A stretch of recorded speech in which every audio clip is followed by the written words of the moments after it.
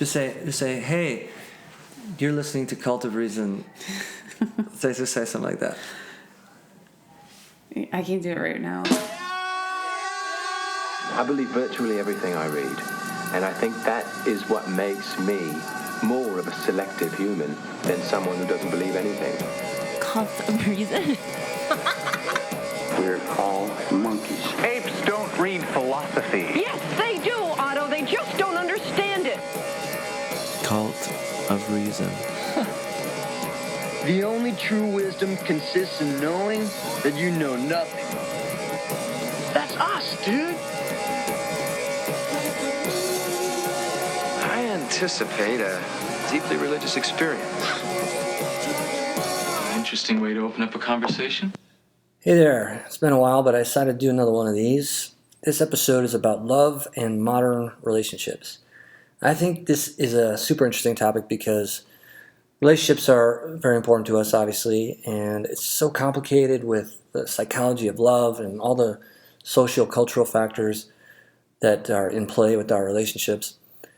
And I say modern relationships because things are very different now than they used to be. The idea of two people falling in love and getting married didn't even exist until about the 18th century.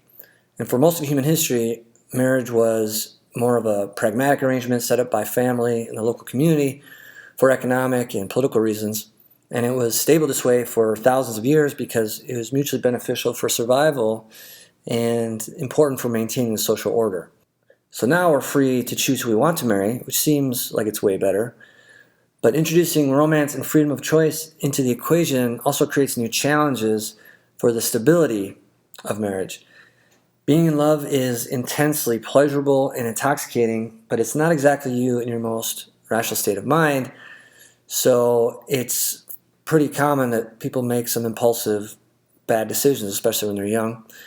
But at the very least, I think it's common to have a hard time honestly assessing your relationship sometimes and your overall situation, including all the various practical concerns and logistical things that aren't romantic at all, but need to be considered before making such a huge decision like who you're spending the rest of your life with. Romance and passion also fade with time, and I think our culture is so saturated with idealized and simplistic versions of love that we're a little bit in denial about this. And expecting your partner to live up to a hyper-romanticized ideal forever is just unrealistic, and it primes a naive person for eventual disappointment and dissatisfaction when they realize that their partner is actually just a regular person with faults and imperfections just like they are. And on top of that, it seems like everything about our current society is making it harder for a relationship to stay together. Divorce is no longer a major taboo. Women entering the workforce have been liberated from financial dependence from their husbands. Contraception makes extramarital sex possible. Smartphones have eroded our attention span and dramatically lowered our tolerance for boredom. Social media showed us how perfect every other relationship seems to be, how much fun all the single people seem to be having, and what you're missing out on. Facebook allows you to connect with every ex or be contacted discreetly by an acquaintance or a coworker that might have a crush on you. Online dating facilitates casual hookups. Media bombards us with images of youth and beauty. And our health span continues to increase now well into our 90s, meaning that if you get married in your 20s, it means you have another 70 years of commitment left with that person. To make things more complicated, we're now learning more about some dynamic physiological changes that occur depending on your relationship status that also influence our behavior.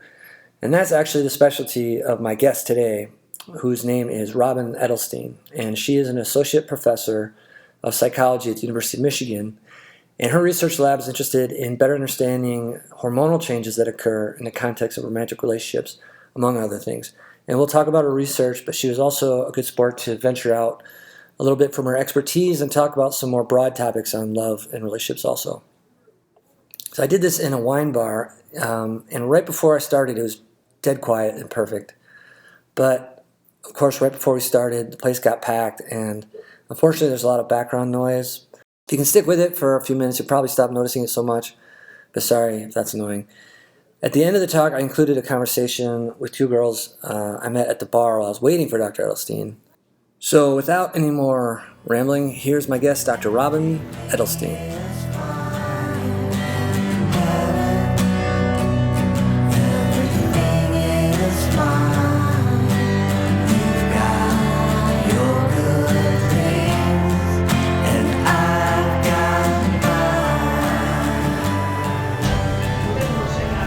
Thanks for doing this, by the way. Why don't you sit in that one just because it's right in front of the mic. Okay. So how long you been at Michigan? Since 2007, so 11 and a half years. Okay. 12 years. And where'd you train at before you got here? California, so I went to Berkeley and then to Davis, and then I did a postdoc at UC Irvine. Okay. So kind of all over California. Irvine's a cool place. I went out there for an interview, and it's beautiful. Yeah, it is. I loved it. I mean, Southern California is nice. Yeah. If you can just, the only thing is probably sit as close as you can, and like, you don't have to be like this, but. Okay. Sorry. All right. So is this recording now? Yeah. Gotcha. Okay. But like I mentioned, like say take that out. Like I don't know how to say. And tell me, so the podcast, how much did you look into the podcast? You know, I didn't at all. I figured anybody that agrees to do it didn't look into it at all. Because thank you. So, Thank you.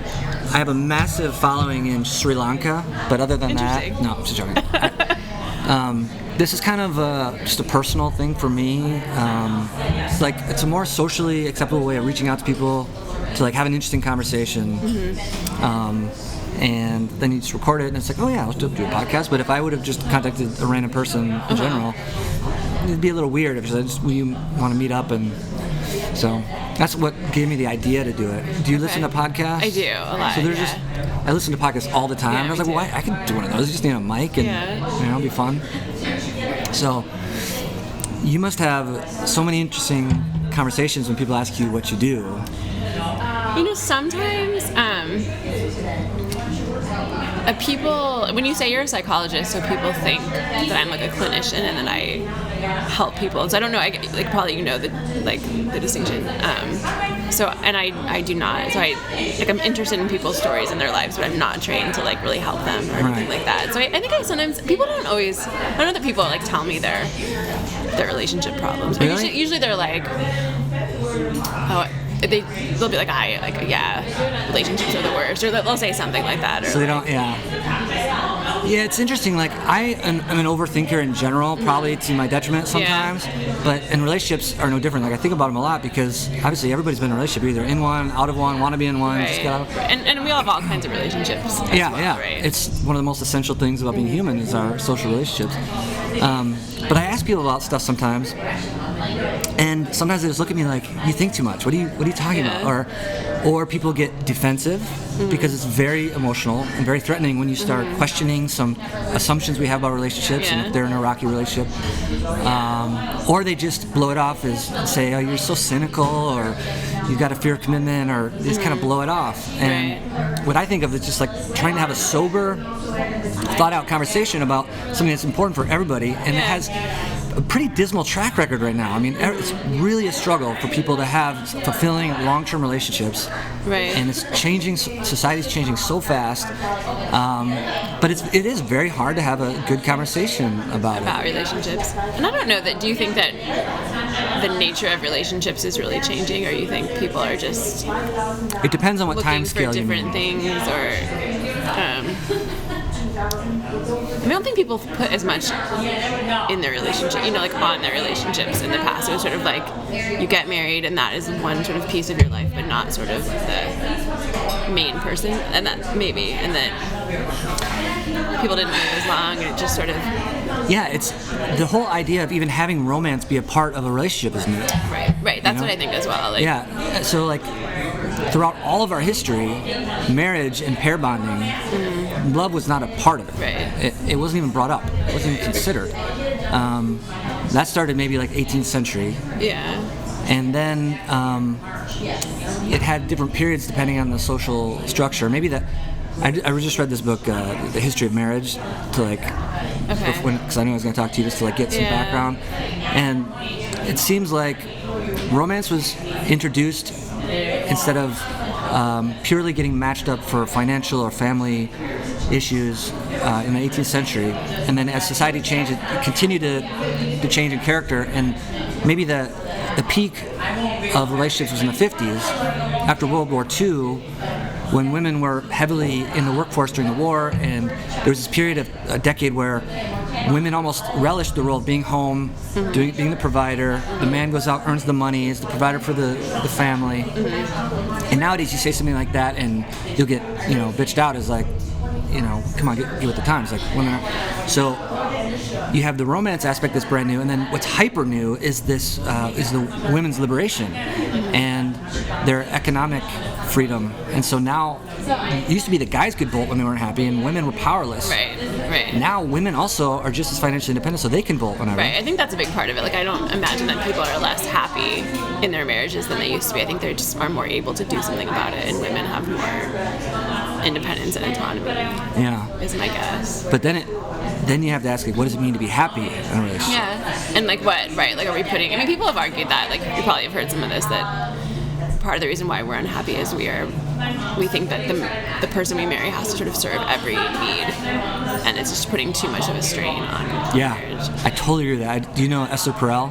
Yeah, I've listened to a lot of her stuff. Yeah. I just read Mating in Captivity, and it's so dead on. Yeah. It's so well written, and yeah, she talks about relationships is now serving the function of what an entire village used to provide. Right. And if there was one problem, I think, with failing relationships, I mean, there's tons of problems, but one common one is faulty expectations.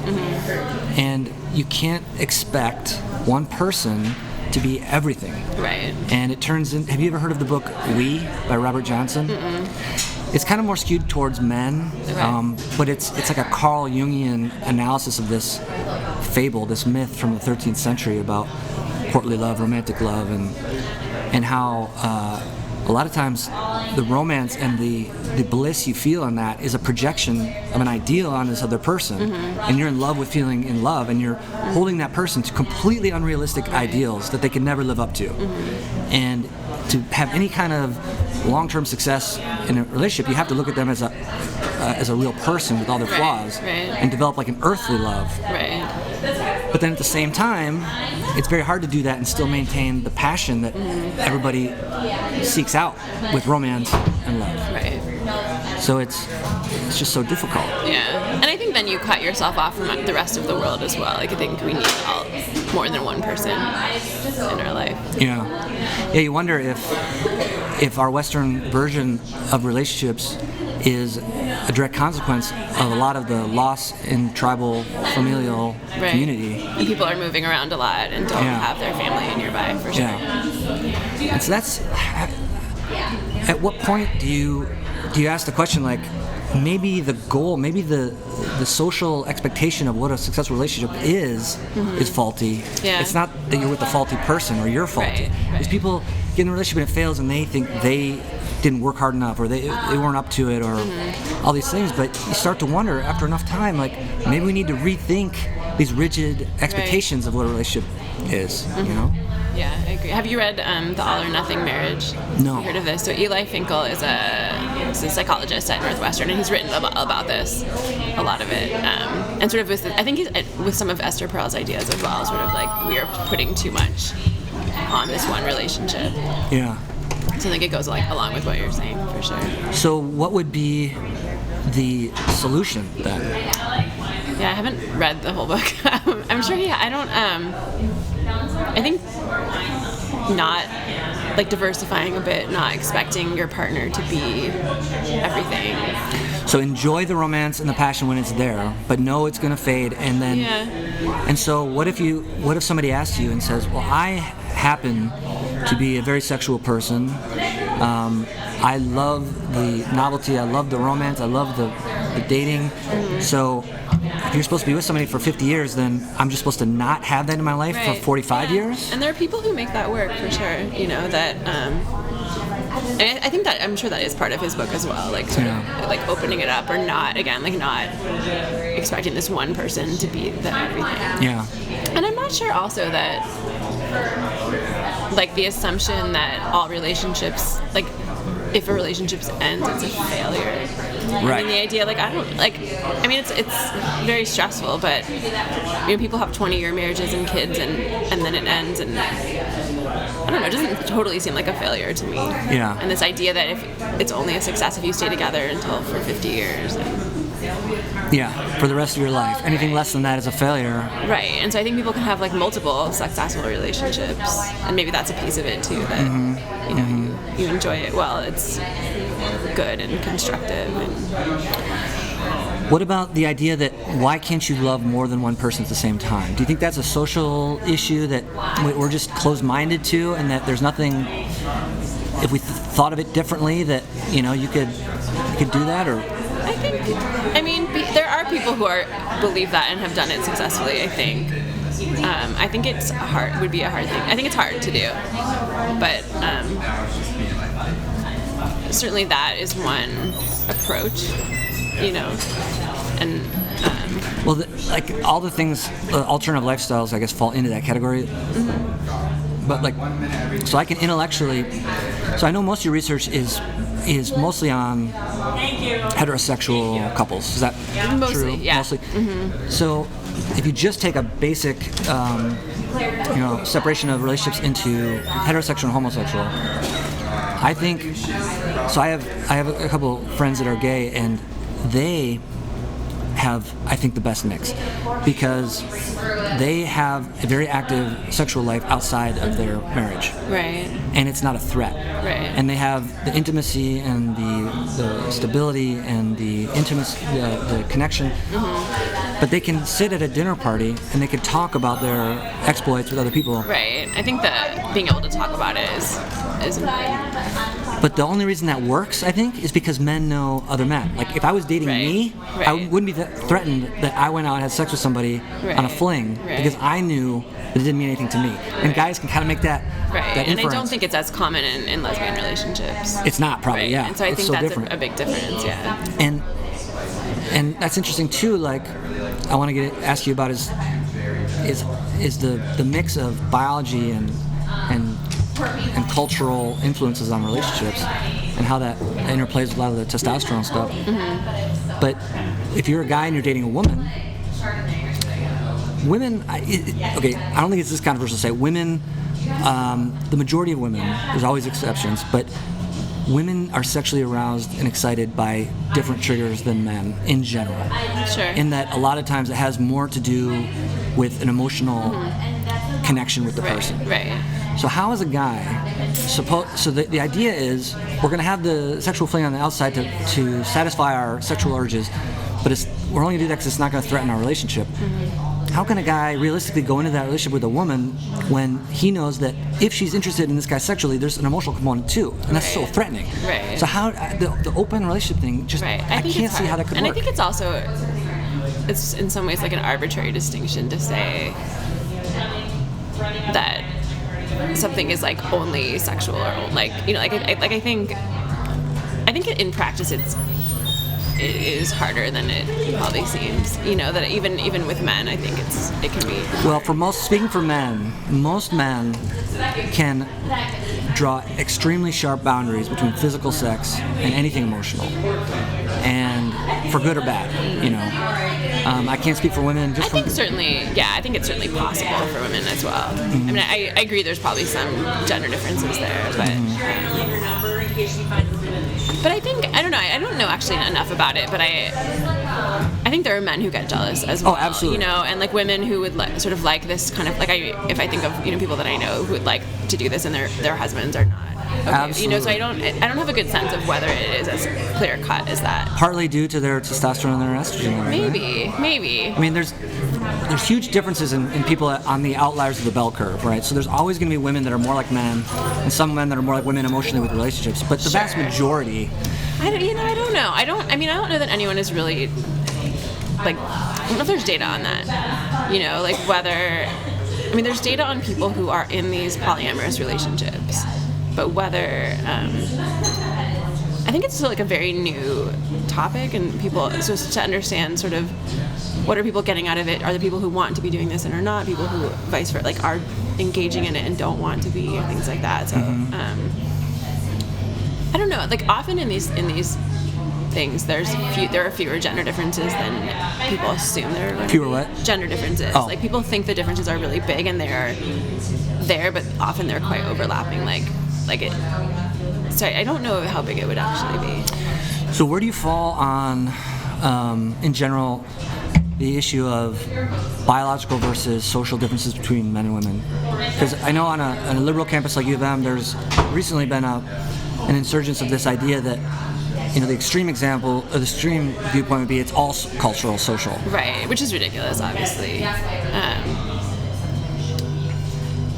It's so complicated. I mean, they influence each other, right? I mean, I think there certainly are some. But if you think about from the day that babies are born, there are biological influences, but there's really cool research that babies are treated differently based on what people know about if they're wearing pink or blue. Mm-hmm. And so I think that stuff starts really, really early, and so it's so hard to separate. Isn't there also research showing neonates reach for different toys based on their gender? There's a little bit, yeah, and there's some cool stuff actually with chimpanzees that they have. It seems like male chimpanzees, like young, I don't know what you call them, young chimpanzees, have a preference for like trucks and things. So yes, so I definitely think. So I think right, like I would push back on the idea that it's all cultural, right? That you can. That you could, it used to be like in the 50s, 60s, people thought you could do whatever. Like you could just create whatever you wanted, and people know that's certainly not the case. Just gonna turn this around. Okay. All right. Louder talker this way. Okay. So yeah, there's both. There's right. I think both. It's a really hard question to answer because it's something that, if things like, by the time you're an adult, you have just like years and decades of kind of societal influence that's feeding back to biological influences and so on. Yeah. And then when you take a situation like with your research in testosterone, which we'll get like more into the details. On one hand, you have the biological issue that men have much more testosterone than women. Right. But by putting a male or female in a certain social environment, it dramatically influences their testosterone levels. Like somewhat. I don't know if I'd say dramatically, but you can certainly move things around. I think that there still are very big individual differences between people. So even in a sample of men, there are large individual differences just at where people are starting with. And so yes, you can move them around a bit, but I don't know that you're going to make people like they're all sort of moving at this, in the same kind of way, I think. So how about maybe just tell me a little bit about how you ended up in this specialty and like what was the path of your research? Yeah. So I'm trying to think. I initially was interested. I was doing a lot of work looking at what people remembered and what they paid attention to, and a lot of that, and sort of like individual differences, how personality influenced that, but with Is this some in post-grad. Yeah, so sort of like grad school and postdoc, and then got interested in the hormone work through there. So looking at like stress hormones, and then I got here, and there were people looking at the sex hormones, looking at testosterone. And it fit really nicely with what I was doing with relationships, and so I sort of have gotten more and more interested in that, and it's like a nice niche that I've become really interested in, and I'm really interested in people who either have troubles with like closeness, don't want to get too close to other people, or maybe anxious about closeness, and there's hormones that seem to map on really nicely to that, which I've been interested in. So you look into testosterone, estrogen, a little bit into oxytocin probably? I have not. No. Oxytocin is quite difficult to measure, so you typically need blood, and so everything I do is with saliva. Okay. So I have not, and also I'm not convinced that oxytocin is like it's gotten a lot of attention in the media. I don't know that it's like the be-all, end-all, like it's going to answer all of our questions. Okay. So I've sort of shied away from it a little bit. I also noticed there seems to be a lot less research into progesterone. Yeah. And the one anecdotal thing I know about progesterone is I have a friend who started taking progesterone and she turned into like a sex maniac. Like her libido and progesterone goes up when you're ovulating. Right.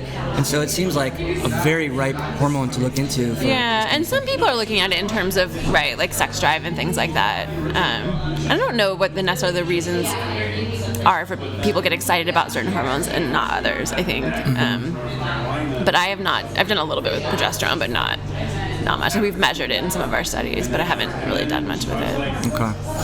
So, with your research specifically, one of the things you look at is how testosterone is related to relationship satisfaction and various different parameters, subjective parameters in a relationship.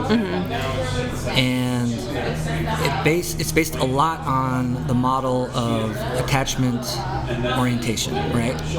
Will you explain what that is? Sure, I can do both. Yeah. So I don't know, the hormone work hasn't intersected actually that much with the attachment work. Like I had initially, that was my plan, but it hasn't happened as much. So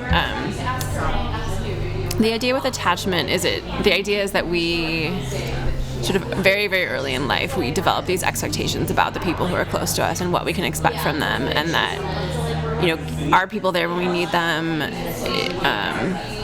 Are our needs going to get met? Things like that. And so then we, over time, are kind of constantly updating those models. And so you have, you know, that parental relationship is really important, but then you have other relationships throughout your life, and you sort of keep updating. But people think there's some kind of core something that you take with you. And that's like an evolutionarily force that promotes survival. Right. Because in a stressful situation, you reach out to the older, wiser, or stronger, and it helps survive to the next. Absolutely right. And so, like infants and most young animals are like quite defenseless and helpless. And so if they don't do something to kind of like get attention and get protection and safety, they will probably die. And so the idea is that the ones that were best at doing that. Right. And so that's the idea, that we form these attachments. And then, so attachment theory is interested in that, but also in the individual differences. And so most infants, in sort of given sort of under most circumstances, infants will become attached to someone, even if it's like an abusive parent, you know, sort of like, or even a fuzzy absolutely model versus like the chimps with the totally. So they become attached, and the question is whether, like, what's the quality of that attachment. And so ideally you have this secure relationship where you feel like my needs are being met, if I, you know, and it's like a 1-year-old, but it's sort of making this calculation that if I cry, I get attended to, and I'm not sort of scared all the time. Still works, by the way. I cry all the time. Yeah, no, that's how we signal, right? And so then you sort of carry that into adulthood, and some of the processes are similar, and some of the individual differences are similar, but things are changing along that time, right? Like we're not necessarily having the same relationship with our romantic partners that we have with our parents, but there might be some overlap. So one part that confuses me, so attachment orientation is based on two things. It's the anxiety component, right, and there's the avoidance. Yeah. And the anxiety part makes sense evolutionarily, right? So the more you want an infant to be anxious when their parent is not there, because if they're not there, they're more likely going to die. So they need to constantly be vigilant. But the avoidance thing seems purely pathological. Well, no. So the really interesting thing I think about avoidance is that. So can you just say what the difference between the anxiety and the avoidance is? Yeah. So anxiety is concern about abandonment, feeling like your needs are not going to be met, and sort of always feeling like you're not. Like, I mean, the idea though is that if you think about the baby, their sort of model of the world is that eventually, if I cry loud enough, I will get what I need. So it's not that, like, I never get what I need, but it's sort of like I need to be very loud and kind of, like, vocal about it. Yeah. And so it is, like what you're saying, it is adaptive, because that's sort of what they need to do to get their needs met. They only have a few things they can do, cry. Right. And so the idea is that with the avoidant babies, so avoidant infants are, like, kind of making it seem like they're cool and collected, you know, and but they're actually there's like cool physiological studies that show that they're quite distressed actually, but they've learned like at a year of age to mask that, because what they've learned is that when they get too emotional, then their parents are like, all right, too much. And so the way to actually get what they need is to have that calm, cool exterior. So you can argue that it's still there in the gene pool because you don't want to overdo it with the anxiety, and these babies that have this trait, they're going to increase their parental protection based on not being too... Right, so they're still in both cases they have figured out how to get what they need from these people, and so they are going to survive because they are like working with what they have. And yeah. So there's these two components of attachment orientation. Is it are they two separate things so each individual has a score In both? Right. Okay. So one person could be high in anxiety and low Correct. versus They low, tend low, to high, be. high. I mean, people tend to be like low on both or high on both, but you, in theory, could be independent. They're independent. I mean, they're theoretically independent, but not statistically. So they don't tend to be completely independent. So another thing that I had a hard time understanding is the anxiety part makes sense to me, and I feel like that's an intrinsic part of your personality. You have a certain amount of anxiety in a given relationship, but that can fluctuate wildly based on the type of relationship you're in, the age you are at. But the avoidance part, to me, it seems like that would be the affectation or the phenotype of avoidance could both be somebody, say, with Asperger's or autism at one extreme that just doesn't feel close connections with people, or somebody who's hyper anxious and they're protecting themselves. Right. I think both. Right. And so, I mean, avoidant people are in relationships, right? So I don't know that they're like completely detached from the world. So they are in relationships, but they find them stressful. So what would you say for me? So when I'm reading this, I ordered the Q thing, the California Q. Oh, okay. And I was gonna hopefully give it to your lab and evaluate me, but I didn't end up doing it.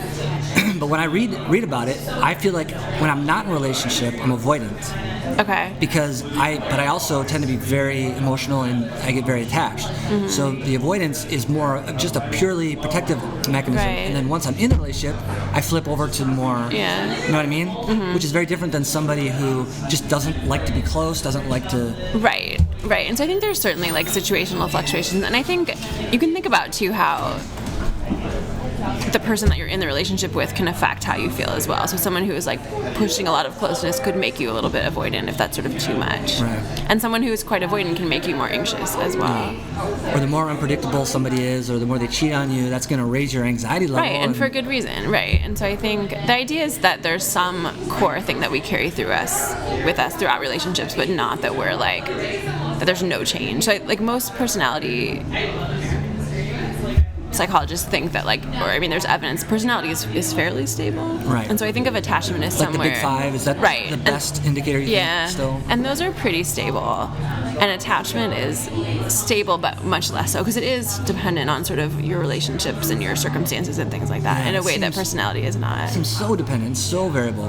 Yeah. Just from my own experience, I mean, when you're very secure, and even within one relationship, at the beginning, you're way more anxious. Because you don't know where things are going, you don't know if she feels the way you feel. Right. But if you're in a relationship with 40 years, like if your anxiety level's not a little lower. And it should be, right. And so that there is research on that, and we all get less anxious as we get older, which is good. And you guys had that one study, I don't know if it's still ongoing, but it was like 47 years. Yeah, those are my grad students, yeah. And was that all people in the relationship for the entire 47 years? So those weren't even people who were necessarily in relationships, and some of these studies started with like young children. So and I think we looked at whether people were in relationships or not, and I do think the effects are stronger. So most people get less anxious with age, but if you're in a relationship, the effects are stronger. But even without that, we become like more secure over time. Yeah. Huh. So what about you? Are you in a relationship? Are you married? I'm in a relationship. And do you think learning about this stuff is helpful to you at all? Like, knowing this stuff, does it help you practically go through relationships? And I've really thought about that a lot. I mean, people assume that, right? That sort of, I think it's about psychologists in general, that they, I don't know. I think, I'm not sure. Like, I know me, like, I read this book, Mating in Captivity. Yeah. I immediately wanted my girlfriend to read it because it just brought up so many good points. Yeah.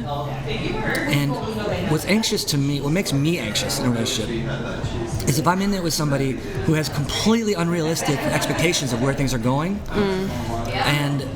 and I want to be on the same page with but it's so hard to talk about this stuff because nobody wants to talk to somebody that just doesn't sound romantic and And those kind of things actually can be a good way to talk about it. So to read, did she read it or? Not yet. I told her about it like last week. Okay. So we'll see. Yeah, I think that stuff is interesting, and I have a friend actually who listens to the Dan Savage podcast, and she said she sort of has listened to it with different boyfriends as a way to sort of like talk about, like kind of what you're saying, like to talk about things that are maybe hard to talk about. Yeah. Which I think seems like an interesting idea. Yeah. So I don't know. Sometimes I feel like a lot of knowledge is just. And then what do you do with it? Like I think most people who I know who are in psychology are sort of like you were saying, like to think a lot and are interested in people and noticing things.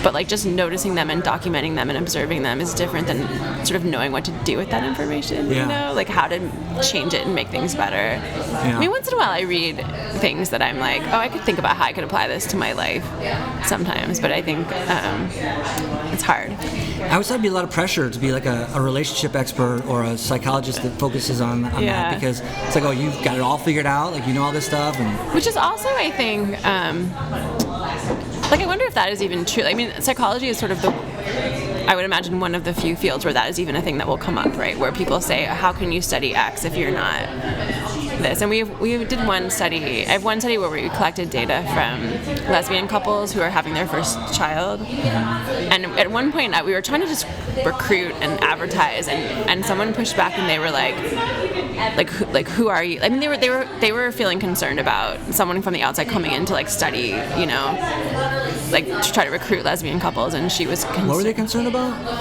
I mean, I think I kind of understand. Like, I think like historically, research on gay couples has not been super positive. So they didn't want to sort of advertise a study without kind of knowing what the deal was. I feel like they would be more offended if you didn't include them. Right, and most of them were like, "Thank you so much for including us." But a couple people were suspicious, and one of them was like, "Well, like, what's her deal? Like, is she a lesbian?" And I was like, "Well, I feel like that's not like I shouldn't. Like, am I not allowed to study these groups then?" But it's interesting. Like, it's not a thing that I think comes up in most fields where you need to sort of be an expert on something personally.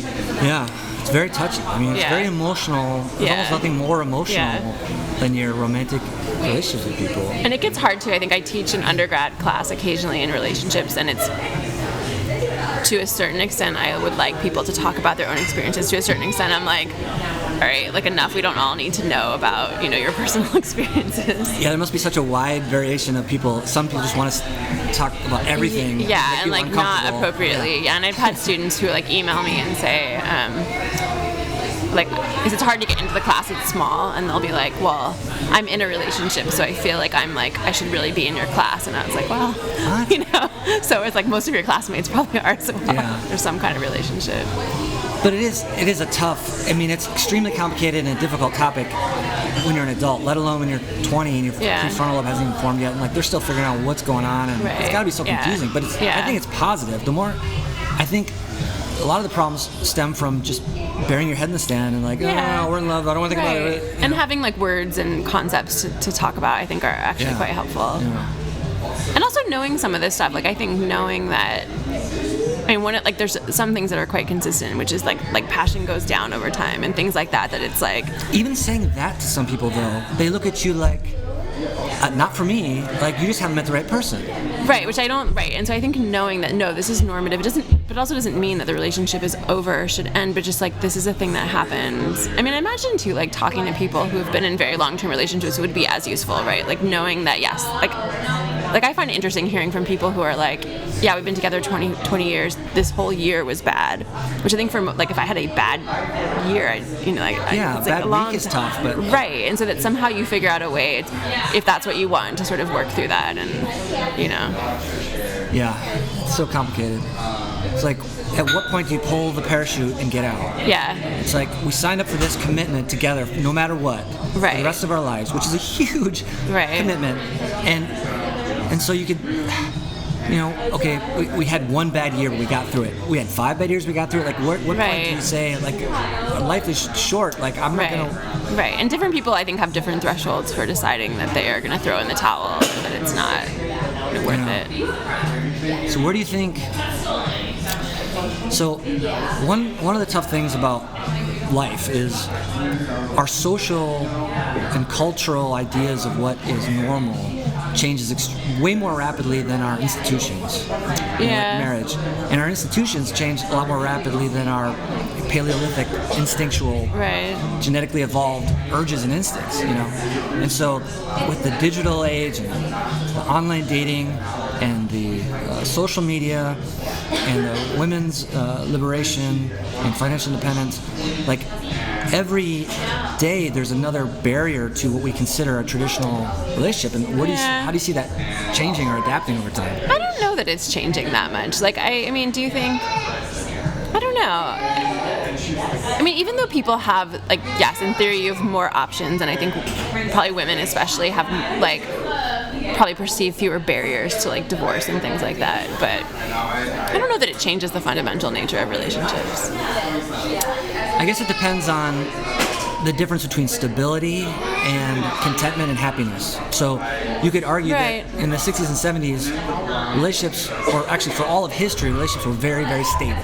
Right, and there's more of a stigma, right? It's, if you getting divorced was like stigmatized, and now it's sort of like just like another thing that or put you do. To death. For sure. I mean, if you're a woman most of history and you commit adultery, like your life would be over. Yeah. I was in Prague. They have museums, like torture museums, of like these devices they used to bring out to the town square, and they would torture people for various different offenses. And through this museum, you go through on each one, and they had one in the back of the room, and they had reserved for the worst crime in society. What do you think that worst crime was? It adultery? It was adultery. For women only, of course. It was worse than murder, witchcraft, blasphemy, whatever.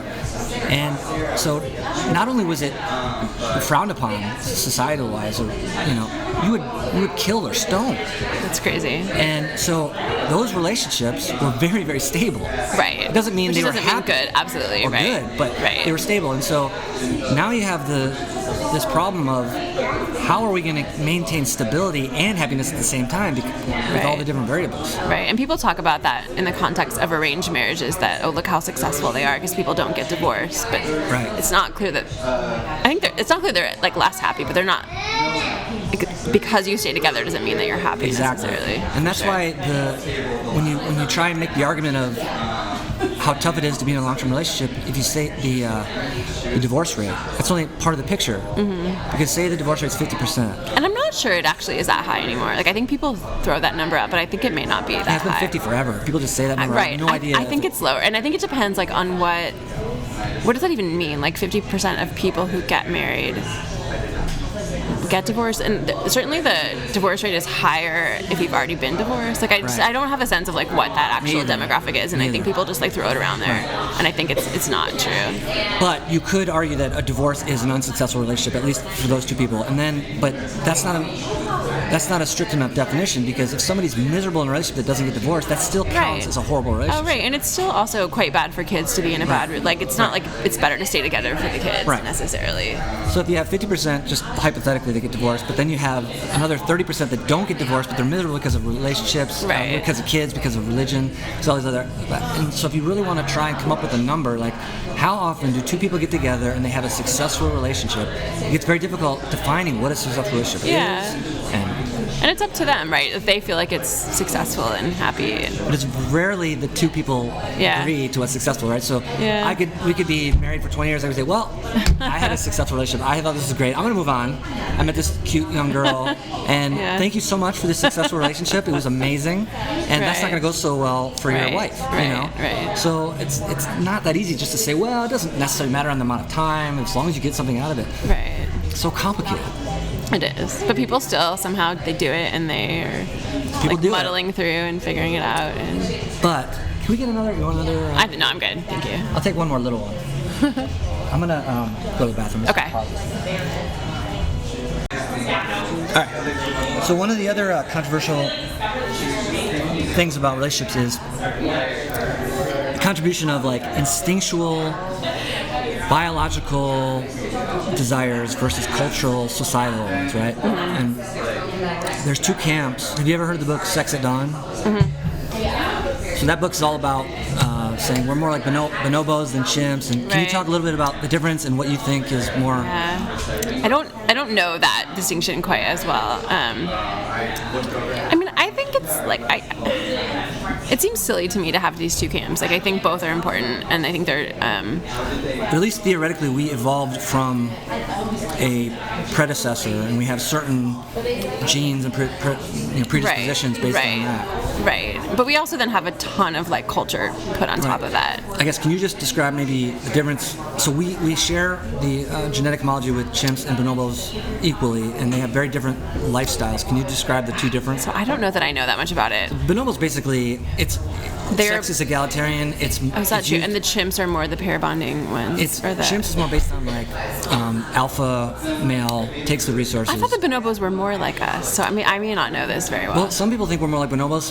People think we're more like chimps. But in general, bonobos, they used sex as more of conflict resolution. Okay. There was much more promiscuity. There was very little, territorial aspects to it. Mm-hmm. Whereas chimps are completely different, and that's generally in society how they describe us, is that there's the alpha male that takes what he wants, mm-hmm. and the beta males take the scraps that they can get, mm-hmm. and women are attracted to men that signify status and strength, because that's going to signal better survival for their offspring and that kind of thing. I mean, I think we certainly have a lot of this, right? We have the evolutionary history and baggage. It's so hard to separate, though. Like, we don't live in a vacuum, and I think... But I also think the cultural stuff feeds off of the evolutionary. I think the messages that we get are coming from somewhere. Did he bring you another one anyway? Yeah, I changed my mind. So I was like, as long as I'm here. Thank you. So I don't know. I think it's maybe more useful to think about how much of each and like when are each useful. Because I mean, there's so many things, too, that I think animals do all kinds of things that we don't do or that we don't think are okay. And so, sure, some of our behavior may be driven by that, but I think it's not like a destiny also. Right. That's very hard for people to understand. You can have instinctual drives that are with us whether we want them or not, because we're animals. Right. We're no different than anything else. Right. But we have also developed the ability to suppress those things, and we don't we're not robots. We don't follow them. And we don't do everything that we want every second that we want it. But that doesn't mean that those drives and instincts aren't underlying a lot of our behavior at the same time. I do. I mean, I believe that. I think just perhaps not. It doesn't explain everything, and I think it's just so hard to separate socialization from all of this. That if boys and girls are socialized in different ways, mm-hmm. and then to attribute that back to biology or evolution, I think is problematic. Mm-hmm. It's just interesting how sensitive people are with evolutionary biology. Yeah. People don't want to believe that we are like other animals. They want to think that we are some special, different entity. Right. But there are some realities that come with billions of years of evolution that we're stuck with. Right. No, I agree with that to a certain extent. Yeah. And I've heard the analogy of the person sitting on top of the elephant, directing where the elephant's going, and that's our cortical, conscious level of awareness and behavior. But then there's so much that goes on underneath subconsciously that sometimes we're aware of, sometimes we're not. Mm-hmm. That also plays a big part. Yeah. No, for sure. Yeah. So testosterone. You've done a lot of research in testosterone. I have, And it's pretty consistent. All the stuff I've read about what you've done, showing that, like for one example, they did a study where testosterone dropped when they got married. Mm-hmm. And then it went up when they got divorced, and then it went down again when they got remarried. Right. And there's a question of what's the cause and effect. Right. And there's not good research on that. And what do you think? What do I think? I mean, to me, it seems like the social context is shaping hormones. I think both, though, right? So the super interesting thing is that people with higher testosterone are more likely to get into relationships. So is that true? Yes. Or low? I would think it'd be lower. You'd think, right? And so that's what makes me think it's not. It's the causality is working both ways. So I think you're sort of better able to get someone to be in a relationship with you, right? You're attracting people, you're whatever you're doing. Uh-huh. But then once you're in a relationship, it seems to be better to have lower testosterone. So I think people, my guess is the people who do really well, it can modulate in some way, maybe not consciously, but are sort of okay, now I'm in a relationship, I'm going to kind of tone it down. Yeah. And then, or maybe actually quite not embracing, but sort of like actually, I mean, one of the studies that I did was that showed that people who are in a relationship but are kind of not really thinking about themselves as being in a relationship, and other people have data like this as well, that if you're sort of nominally in a relationship but are thinking about other people and not feeling committed, you don't have lower testosterone. So I do think there's something about both. Or if you're cheating. Right. Like self-reported cheating, they don't show the drop. Right, I can see that as well. So I think there's something about the psychology for sure that I know whether it's really hard to separate, because I think so you already then are having higher testosterone. I could see that motivating relationship breakups, and then it kind of continues in that way. Yeah, you could see it both ways. You could say, well, if you have higher testosterone, it keeps the fire and the sex alive in the relationship, but it also causes a wandering eye more. Right, and your partner will be less happy. Right. I mean, right, so I think, it'd be really hard to really do good, like, research to understand causality there. Like, I mean, I think you could look at maybe people who didn't initiate the breakup. Like, would they show a similar? I'm sure they would, though. Like, same drop in testosterone, like an increase in testosterone after a breakup, because now you're sort of back out there, looking for partners and things like that. I don't think this would solve the causality issue, but I have a good study for you. Okay. This would be like headline bait. Okay. Okay. So testosterone replacement is a relatively recent thing. If you just do a retrospective cohort study in men with testosterone replacement, starting before they, in a certain point in a relationship versus men that are not, and look at the rate of infidelity and divorce. Yeah, you could do prospective, I mean, that's what's really interesting to me. You can do prospective or retrospective. Right, like getting people as they start that, I mean, certainly having like clinically low levels of testosterone is not good, and that is a whole host of other problems. But that's the thing I'm really interested in, actually, is that it seems like within the normal levels, having lower is good for your relationship. And so this idea that men want to like have higher testosterone, and the few studies that I did, I've one looking at the transition to parenthood, and I got some media inquiries, and they were like, "What should men do about this?"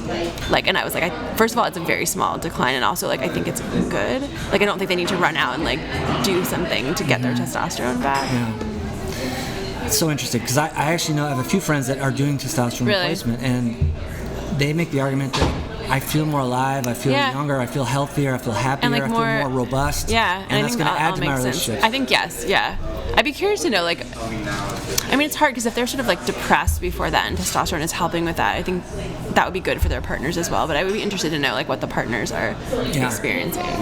And I would bet, so you have, I don't know if this is your work or others, but they've shown that the spouse's evaluation of their satisfaction with the commitment and the relationship is inversely correlated with testosterone levels. So the higher the testosterone level, the less satisfied the woman is. Right, and men as well. So men are happier when their female partners have lower testosterone as well. Okay. Because some of that carries forward with women too. So they're more likely to have extramarital sex. Right. So that, I mean, that's like I mean, all the stuff that I have done. I mean, testosterone is good for some things, but for sort of high quality relationships, it's better to have lower. And so I think that's the thing that's really interesting to me, that I don't think is part of like the narrative, that people are just like, I want more, it has to be better to raise it. Yeah. And there's so much data out there on testosterone and violence and interpersonal conflict, and it just seems to be competition. Just being around other men raises your testosterone levels. Being around women that you want to mate with raises your testosterone. That competition thing. And it's taxing. I don't know as much about this, but it's like taxing on your body, and so I think high testosterone can cause sort of other like physical problems. Like, and I do think that people think like having like clinically low testosterone is a very different thing than having sort of like, if we're talking about people in the normal range, variations. Like, so I think, and even like when I talk about yes, your testosterone declines when you have a child, but we're not getting into like danger territory or anything like that. It's like, so given your sort of state, it's declining kind of within person. But just that, the decrease that is consistently shown in relationships and then even further with children. What is the cause of that? Is it because, if you put on weight, you lower your testosterone? Yeah, that's if you part of smoke, it. if you're stressed out. If you're stressed out, for many reasons, your testosterone goes lower. Yes, I think it's lack of sleep. I do think it's part of it with the parenthood thing. I mean, I do think it's sort of this like relationship orientation, so you're not running around looking for other partners. I mean, the thing that I would really like to study, that we had sort of tried to, but we didn't. Like, I think with the parenthood thing, I imagine it's also like thinking about yourself as a parent, thinking about taking care of someone else. Like that, I think is a piece of it. Your priorities changing, having physiological, hormonal I think consequences. so. Yeah. Like, because my guess was that, imagine if you're like, I don't think it's just about like actually like knowing that you're having a child, right? Like I think there's something about the psychology but I mean, we see it in animals as well, so it can't be all about the psychology. You see in animals that... So I think there's a decline in testosterone in animals with partnering and parenting as well. Really? Yeah. See, that's surprising because I was going to say that I think it's probably an effect rather than a cause. The testosterone lowering is an effect of the relationship, not an adaptive cause, because for most of history, right. men didn't have the roles they do in modern relationships. So they had a kid, but they were still hunting and raping, and chimps are out raping all the time. But also, I mean, too much testosterone, you don't want to like be aggressive toward your child. Right. Like I think there's a sense that like, I mean, some parental care is helpful, and humans have had some history of that, and some primates certainly have a bit of that. Mm-hmm. So it's helpful to have the father be invested, especially in these like species that need a lot of parental care. Mm-hmm. So that's the idea, that it is adaptive. I mean, I think in some ways it's, yes, the event might trigger it, but then there's a feedback, and then it's adaptive and it's helping, and it's, you want these children to survive. And you've also looked into estrogen. A bit, yeah. A little bit. Yeah. And you found that in people that score very high in avoidant personality or avoidant orientation have lower estrogen? Right, estradiol, yeah. And in that one study, or I guess 2 studies, sort of, we found that, yeah. What I'm curious about is if you looked, so that for me, like the prototypical avoidant person is somebody with autism. So I don't think so. No? No. And so I think that is a different flavor. Yeah, so I think there may be some avoidant people who are really just like, I don't need other people. I'm sort of, but I to me, the prototypical avoidant person is someone who's like, wants some amount of closeness, but finds it very anxiety provoking. And is sort of like figuring out, because I think what avoidant people are really doing, which is really interesting to me, is like figuring out ways to be close to others without the anxiety. Okay. So sort of like having, maybe having one night stands, having short-term relationships, and sort of not getting too close. But I think they're, like, I don't see it as they like are not capable of it or sort of don't want it, because they could certainly, like the number of avoidant people who are in relationships, like they're less likely, but they're not in relationships. That's what's confusing to me, because like if you look at the questionnaire when they're trying to figure out your score, it's like they'll have a question like, I am not comfortable being in intimate relationships.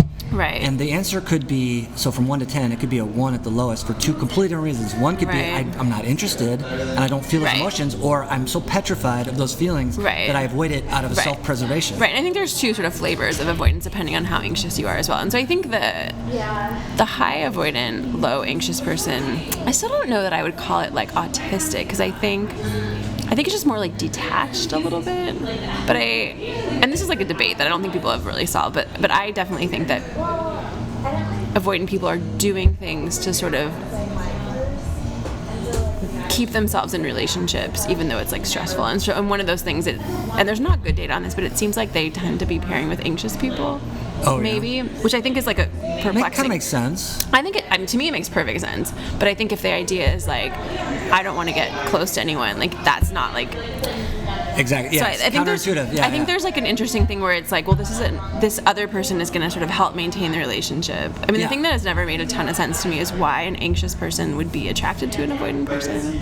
They want something they can't have. Maybe, and like, or someone else to be sort of more like controlled or something. It's really interesting. So if you take out 2 different versions of avoidant, if you have one that's just not interested in close relationships, you'd be really annoyed if an anxious person was constantly like, do you still love me? Are you going to leave me? Right. But you also know that they're always going to be there. they're not going to reject you, right? But if you're really the kind of guy that doesn't want to have close, intimate relationships, that would be annoying, I would think. But if you're the kind of avoidant that you're doing it as like a self-protective measure, it would be very reassuring. Right, this person, like, you can feel very confident. Yeah, like, oh, maybe I can loosen up with this person because she obviously loves me and so they're going to much. sort of keep pushing you. Yeah. I mean, I think the other problem is, like, two avoidant people are not really going to work very well. The worst relationship ever. Right, like, it's not going to, right. And so I think that's so I don't know if that's a real finding, but it's a thing that's really interesting and, like, intuitive to me, that there's some kind of, like, stability there. Yeah. Is there any idea, like, IQ is believed to be stable, not unchangeable, the big five traits unchangeable for the most part? No. So I think there's certainly some change.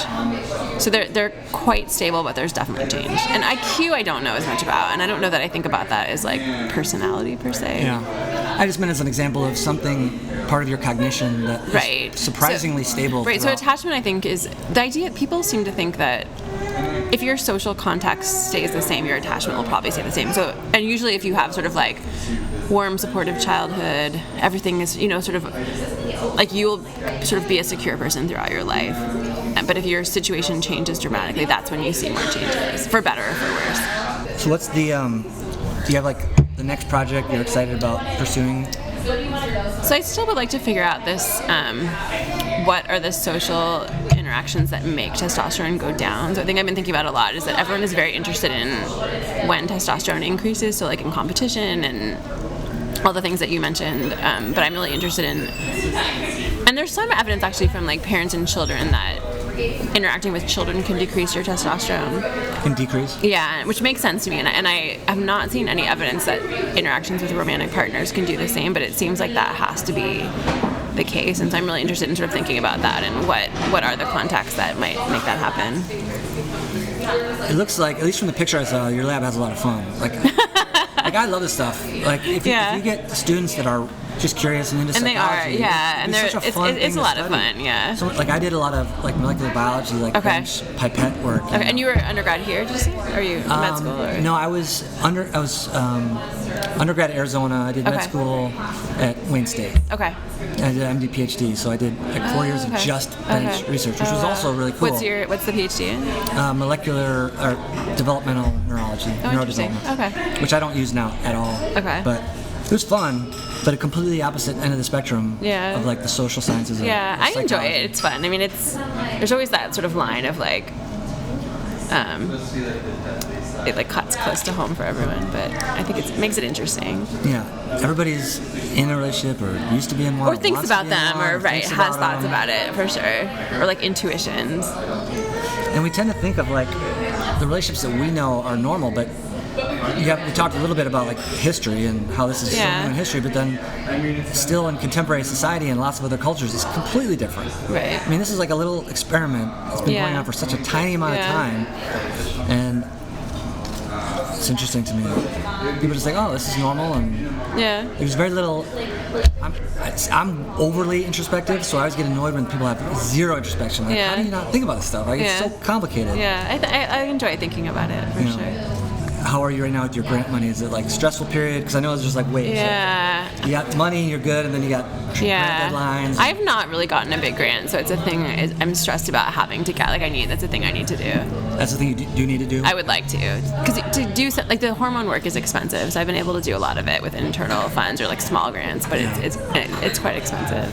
How much is it to do a saliva test of testosterone? I think we pay, it's like $10 to $20 per sample per hormone, and so often in these studies we'll do like a pre and post test, and if you do couples it sort of gets, I mean, it could be like $10,000 for a very kind of basic study. And is that free testosterone and total, or how do you? That's a good question. I'm not sure what we get from saliva. Because I know you can, I have this conversation with my friend all the time who is actually, he's a physician who provides hormonal treatment and stuff. And it's just so challenging because there's so much variation, and then there's the free and the total. Right, and there's a ton of variation across the day for sure. Yeah, it's crazy to me that sort of baseline levels are related to anything given all that variation.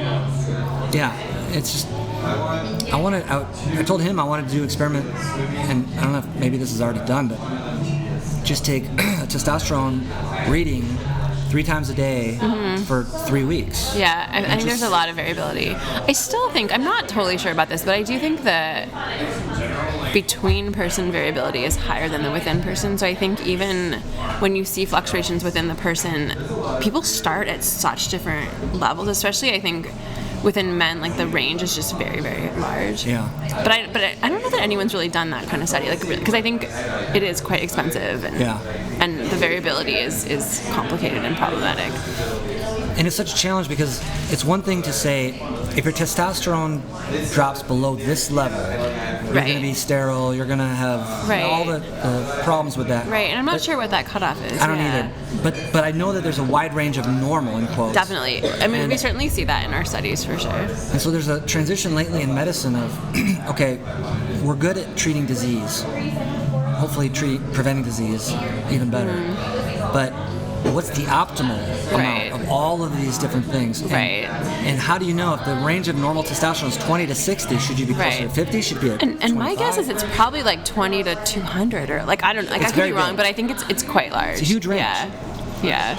And do you want to start messing with, like, I think then you run risk of other problems. Of course. Yeah, it does. I mean, whatever we understand about testosterone is probably at 1% or less of what it actually does. Right, and to start like messing around with people's physiology. Yeah, it's really tricky. Yeah. And all the other things it interacts with, all you can do is study each individual hormone at a time at first, but that's only surface because all these things interact with each other. Yeah, for sure. It's so complicated. That's like the one thing. It's nice when you talk to scientists or people in medicine. They just have an intellectual humility about how complicated the body is. And right now there's this push for so many alternative holistic type treatments for everything you could possibly want, and most of them have to do with your skin looking better, feeling younger, feeling stronger, living longer, things that every human wants. So it's a very susceptible population. And if you don't hold those products to the same rigors as medicines, there's a whole industry right now of just bilking these people for their fears and their anxieties. I'm sure. And you want to give your hand give a shot at defining what love is? No. No, I think it's got. I mean, it's an emotion. I would say that. But I think even like it varies cross-culturally. But I do think it's the common thing, sort of like, I think the parent-infant bond and the romantic bond share that kind of whatever that thing of love. Like, I think that's the same thing? I think there's romantic love, which I'm not sure. Like, I mean, the attachment people certainly think that romantic love is sort of this mix of like whatever that attachment plus like a sexual component. But I think there's some kind of attachment, positive emotion, kind of some kind of enduring something. But I don't know. I think it's complicated. So, I don't know if this is Esther Perel's thing, but in her book, at least, she lays out like the two extremes. And she says, on one extreme you have the romantics, and they are under this impression that there's this one person out there for them, and their soulmate, and they are in search of this thing that fulfills them, and once that fades, that means they're falling out of love and they need to move on to the next level. And then on the other end of the spectrum, you have the realists, and they have the viewpoint that, well, yes, you have that as part of the relationship, but that's going to fade with time, and what really defines a successful, loving relationship is what happens after that. Where do you think you fall in that spectrum? I think somewhere toward the more realist. I mean, I think there's good research, or there's some research at least, that this soulmate idea is not good for relationships. That if you like, it's certainly not. It can't be true. It's not true, and it's like, it also means that you then are like, well, if there's one crack, obviously this is not my soulmate. See ya, peace. And also vice versa. That like people also take it the other way, to mean like, if things are bad, well, this is my soulmate, I can't do anything about it. So I think both are sort of problematic. So I think somewhere in the middle that that any relationship can be a lot of work. It needs to be work. It doesn't have to be work, but they require work. And does it not have to be work? I don't know if I believe that. Like, people say that, but I think it has to be work. I think so too. Like, I don't think there's any there are people way. I've had friends be like, well, it should be easy if it's not easy, and I don't know that I believe that. And I think they're just talking about different things, or they're doing different kinds of work. And I think I would be so nervous if I met a woman, I'm dating her, and she said relationships aren't supposed to be hard. It's always supposed to be easy, and if I don't feel passionately in love with you, I'm out of here. Right. That would freak me out because I just know that. Right. I mean, I think But I think any kind of relationship, friendships are work. It's all relationship with your family is work. Like it's all takes maintenance and something. Yeah. So, have you ever been married? No. You? No. Which gives me a little bit of I'm 43. I've never been married, so I tend to overthink things in general. But anytime you like stand out a little bit of whatever the social norm is, I think even more about it. I think it's becoming more common though that. I mean, certainly there are a lot of people who are not married. That is my understanding. Depends where you live too. Like I live and work in a small town, so I am a total outcast. Then it's sort of like But if I lived in New York, it wouldn't be a deal. But it definitely causes you to do even more self-reflection when you look around and everybody's doing the same thing and you're not. But everyone's also getting divorced now, is my impression. That makes me feel like, all right, well, at least, you know. I'm not sure if it's better or worse, but it's just sort of like, if you think that everybody else has everything figured out, and then you realize maybe they don't either. Right. It makes me feel better. Yeah, definitely. All right. Well, thanks so much for doing this. This is interesting. This is your first... Yes. What did you tell me the name of your podcast? Or? Yeah, it's called Cult of Reason. Okay. Can I find it on Yeah, it's on iTunes. Okay. I'll send you, before I even publish it, I'll send it to you. Okay. So, I don't know what I was talking about there. I don't know if I want to listen to myself, but I will maybe check it out. It sucks listening to yourself. Yeah. Like when I edit these things, I hate it. I hate listening to myself. Yeah, it's awful. But I haven't done it in like a year. Awesome. I did it for a while. Okay. And will you get the women that you were talking to on there? That could be interesting. Yeah, that'll be a little extra. That's great. You live right here in Ann Arbor? I do, yeah, a couple mile or two away. Is your boyfriend also in like academics? Yeah, he's in engineering. Okay. Yeah, my brother's in engineering school here. Oh, what kind do you know? Like computer science. Computer science. I know a bunch of engineers. Yeah. He's a grad student, or he's? No, he's a senior. Oh, okay. College. Okay. It's actually his birthday yesterday. I'm meeting them for dinner. Oh, nice. Where are you going? Cottage Inn or Pizza House? Cottage Inn. Okay. Nice. So. Awesome. All right. Well, thank you. That was fun. So you first? Are you single, in a relationship? I am in a relationship. Yes. All right. How long? 3 years this June. Okay. Yes. And this is all anonymous, so going well, going poorly? It's going well. Going well. Mm-hmm. Ups and downs, but overall going well. Right. And I guess, what is your expectation of what a good relationship is? That's a loaded question. I think it depends on who you ask, but for me, it's the capacity to be vulnerable with one another, the safety, the feeling of safety that allows you to have open communication and express your needs and your wants, and they can express them to you, and the capacity to recognize each other's humanity in the moment. I think for so many people, they look at their partner as someone who is perfect, and then as soon as they have an off day or show a unflattering side of themselves, it can make you hesitant to continue. And I think we have to make sure we remember that our partner is not just who we make them out to be, but a fully fleshed out human being of their own, who's not going to be perfect, but do you think you're in the minority with that opinion? Because I think I agree with you. I think one of the biggest problems with current relationships is faulty expectations. Absolutely. And this projection of this ideal onto another person. Mm-hmm. We see who we want to see and not who they are most of the time. Right. Do you think that's just your psychology background that you know that, or is that just something you learned in relationships? Well, I think it's both. I had a marriage as a very young woman that ended also as a very young woman. Wait, I'm 33. Married to a woman, or you were married as a young woman? I'm 33, and I got married when I was 22 and divorced when I was 27. Okay. And it was a big part of the problem was the falling in love with the potential versus who they are and seeing who they are, and just the constant settling and convincing yourself, this is how it is, it's okay, and not admitting to each other that you're really unhappy and you might not be well suited, where you're two good people but just not well suited. Okay. And now I learned from that. It made me want to go study psychology and get that human sexuality minor, potentially do couples counseling. Have you heard of Esther Perel? Oh yeah, I just finished her book Mating in Captivity. So did I. Yeah, it's great. Wonderful. I think that should be required reading for people getting into relationships. 100%.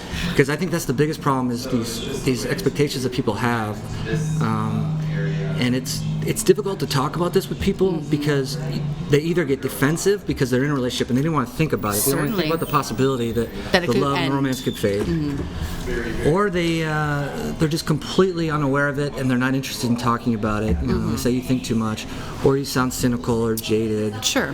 But I don't think anybody could argue that there has, it's tough going being in a relationship these days and getting harder with the changes in society. So the more you think about this stuff, the better chance I think you give yourself. Absolutely. And I think a really good book as well that I read a couple years back is short, and it's surprisingly simple but incredibly profound. You might have read it, Don Miguel Ruiz, The Mastery of Love. Nope, haven't That's heard of a that one. wonderful book, and I mean it's pretty simple. I mean, in one chapter even uses the whatever metaphor or analogy, however you want to put it, but if you want a cat, you don't get a dog and teach it how to meow. You have to have the presence of self to recognize that maybe you're not going to be a good fit for everyone, and once you have that confidence and that esteem to say it's okay that I'm not going to be a good fit for everyone, it's less scary when people aren't a good fit for you and things end. It's that basic principle of you can't make people change. You have to see who they are for who they are and decide whether or not it's going to work for you. Yep, I think that's absolutely important, and part of getting older and wiser is understanding that. But there's an additional layer of problem where, so if you eliminate the obvious case of just incompatibility, sure, and you eliminate abusive personalities, alcoholism, mental illness, all the obvious things that would make relationships very difficult. You have two people that are matched very well. They have this period of romance that lasts a year to 10 years, whatever, and then you settle into the next phase of a relationship, which is completely different than the romance phase. And the more intimate you get with somebody, the more familiar you get with somebody, the more predictable and reliable they are, the less mystery that is there, the less passion and excitement is there. And so even in the perfect situation, you find this person that you're perfectly matched with, and you grow together and you get closer and closer, more and more intimate. As a result, most of the time, the passion seems to go away. And the goal is to maintain as much of it as you can, but nobody would ever argue that, you can keep the passion just where it was the whole time, as long as you just work on it and take, buy new lingerie from time to time. Well, it's probably infatuation, and that's the thing, is I would say even 10 years might be a little bit lengthier than I would say. I mean, the research shows that it takes about 18 months to see all sides of someone and for infatuation to really start to fade out. And so that's why, I was passionate about I want to make sure before I move in or make any major commitments, I want at least 2 years down. And if we still actively like each other and have, a good amount of, passion for one another, then that's an indicator we can continue to move forward. But I think it's just that it transforms. And I think people mistake infatuation for love a lot of the time. And when love starts to deepen, a lot of that butterfly and sparks fades into something else. But since you just finished the Esther Perel piece, The Mating in Captivity, this is so common with so many couples, and a great thing you can do is to get out of your normal environment. Go find a place where you can see your partner in a capacity that you don't normally get to see at home. Like my partner is an attorney.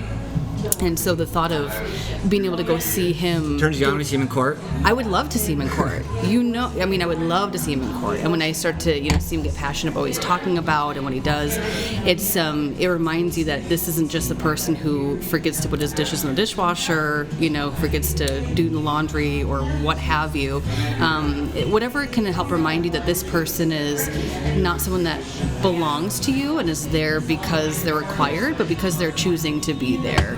It's what I think can help keep the spark alive as well. Yeah, I would totally agree with that. I mean, I am coming from a little bit of a different situation. I've never been married, so I don't have direct experience in this stuff.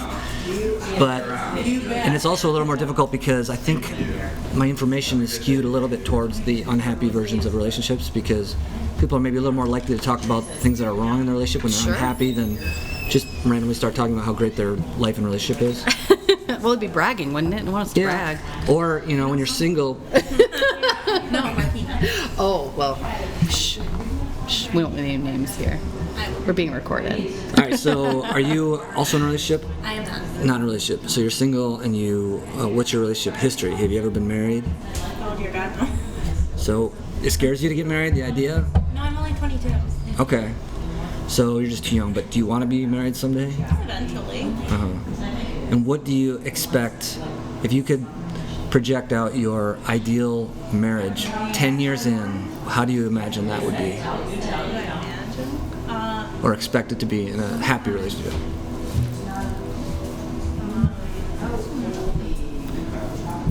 Definitely someone I can communicate with. I want to be able to, looking at my parents, I want to be able to make sure that I can communicate with someone, because they don't have really good communication. So every 5 years they're on and off. We're getting divorced. We're not getting divorced, and I don't want that. I want stability. Like I do see myself with like kids and my husband, and a marriage where we're able to communicate openly and freely. I don't want to have to be like, I don't want to worry about, and I don't want my kids to have to worry about, oh, mom and dad are in a divorce, where are we going to live? What are we going to do? So that's kind of where I would see myself, hopefully. That sounds very reasonable. What if you're having sex only once a month, 10 years in? Do you think that's a sign of a bad relationship? Do you think that means there's problems, or do you think that's normal? I feel like, I guess it depends on the person. Like, some people want more sex and some people don't. And if you're able to communicate that at the start of your relationship, then I think you'll be able to work out. If you can't, then I think it's going to be pretty difficult. Yeah. Like, I know my dad expected more going into it. Most guys expect more sex in marriage. Yeah, than he got, but on his personality. Yeah. So I think it really depends. You ever get told you look like Kirsten Dunst? Kirsten Dunst. Kirsten Dunst? No. No. No, I got. But I can see it though. I can see it. Sure. I got what's her name? She played in Twilight. But I was like, I feel like I have more facial expressions. Kristen Stewart? Yeah. No. I think it was because I was brunette. That's all they could. Oh, okay. So, are you online dating at 22? I tried, but the last guy I kind of went out with was not very nice. He grabbed my arm and tried to prevent me from leaving, and I don't appreciate. Wow. Yeah. I don't appreciate that. I don't mind. I'm pretty a touchy-feely kind of person, and I don't normally mind that kind of stuff. But if someone grabs you and tries to prevent you from leaving, and you have to threaten to call the cops for them to let you go, I don't think that's.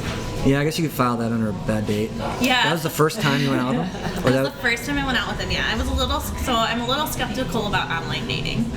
Well, how long were you in communication with him before you met up with him? Like a month.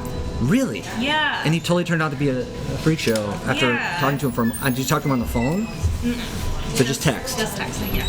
Yeah.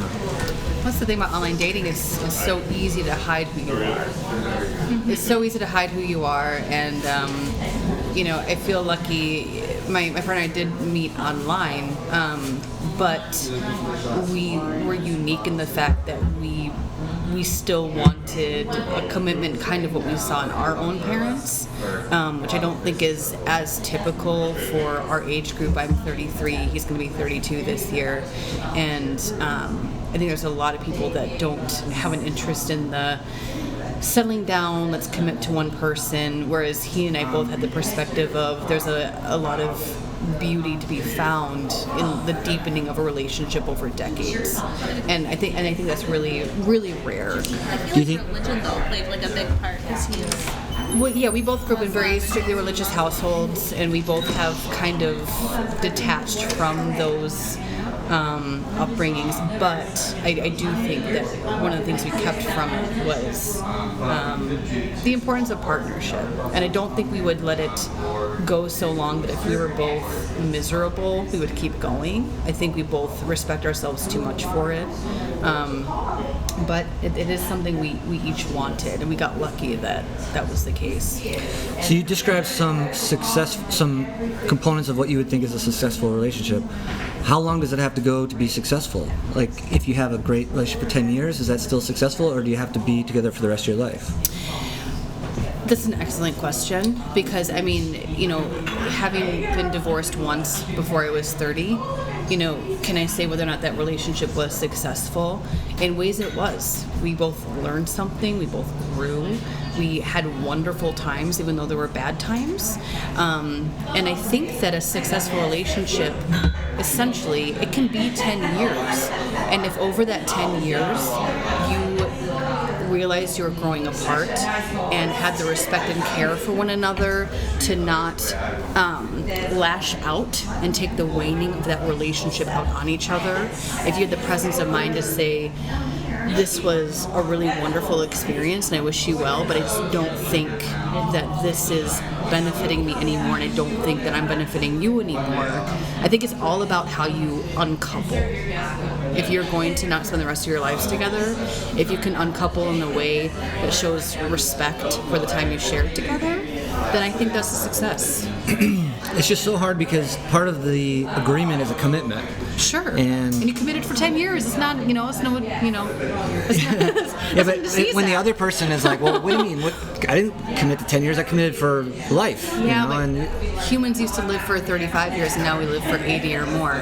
It's a whole different ballgame now. Mm-hmm. It really is. And you can have so many lifetimes within one lifetime. You can be so many people within So one what about person. 5 years? Is that a successful relationship? And where do you draw the line for time? I think so. I think it's not just time; it's quality. So if you have a high-quality relationship for a month, is that? No, I would say that a true relationship, it would have to get past the 1 year mark. The 1 year mark. I think once you get past the 1 year mark, you can officially call it a true relationship. I think up until then, even if you're exclusive, I still think of it as a dating period. So if you get proposed to by your partner and he says, will you marry me, but at any point, since we've been together for a year, we've already made it, we've already had a successful relationship, let's get married, but I don't know, tomorrow I could decide that I've had my fill and we've had a great run and I'm done. Mm-hmm. Would you say, I agree, let's get married, sure? No, because I think that's a contradiction in terms. I mean, again, I believe that a quality relation, it's quality and not just quantity.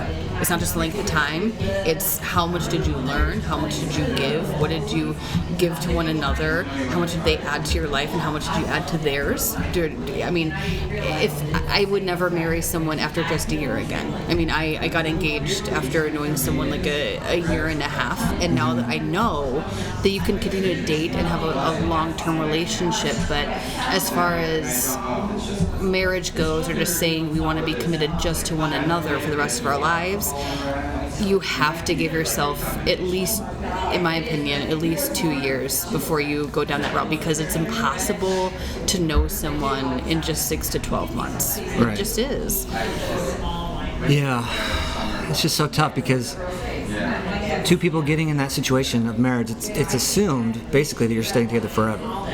Well, I mean, to contrast, it really is about who you are. Like, for instance, my boyfriend's parents came from Lebanon, and his father had moved to the States, and several years later went back to his home village in Lebanon, saw this beautiful young woman, said, who is she? Basically straight out of a movie, talks to her parents, and in 3 days, she's engaged and flying back to America with him. And they have one of the most beautiful relationships I have ever seen.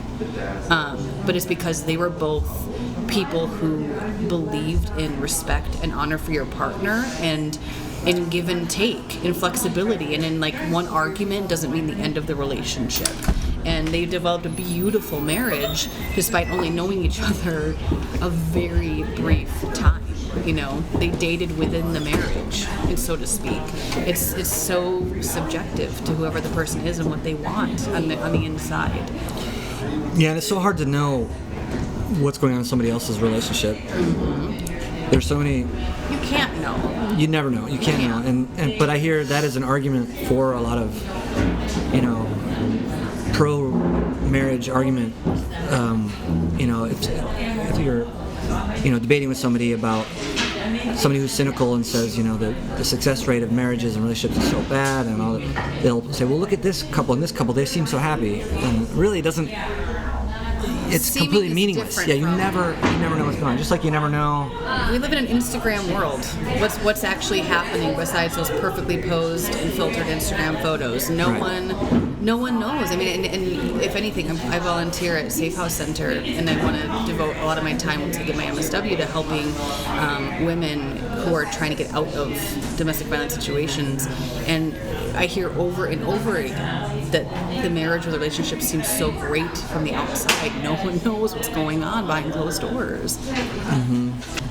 Yeah, that grass is greener kind of mentality of wanting something you don't have, and then once you get it, everything looks very different. Sure. In every aspect of life, I guess. Any other questions? Oh, I got a lot more questions. Thank you guys for getting me warmed up. Good night.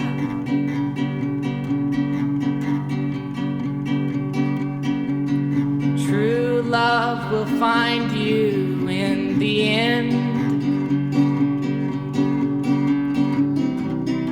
You'll find out just who was your friend. Don't be sad, I know you will. But don't give up until true love will find you in the end. This is a promise with a cat